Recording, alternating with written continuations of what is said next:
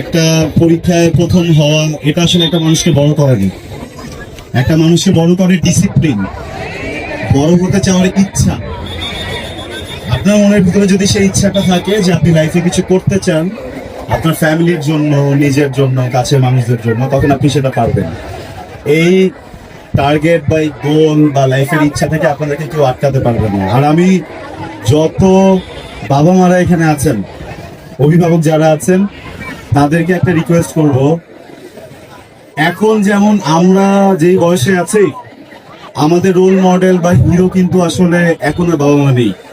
আমরা নিজেদের মতো করে লাইফ লিড করি। বাট ছোট ছোট বাচ্চারা যারা, তাদের লাইফের প্রথম হিরো কিন্তু তাদের মা, তাদের লাইফের হিরো তাদের বাবা। তো একটা বাচ্চা যখন কোনোভাবে কোনো পরীক্ষায় ফেল করে ফেলে বা হয়তো বা ওরই কোনো সহপাঠীর মতো অনেক ভালো রেজাল্ট না করতে পারে, আমরা বাবা মারা যদি সেটাতে মন খারাপ করে বাচ্চাদেরকে এটা বুঝাই যে বাচ্চাগুলো যোগ্য নয়, তার থেকে তার সহপাঠীরা বেশি যোগ্য, ওই বাচ্চাদের কিন্তু মানসিক বিকাশটা কখনোই ঘটে না।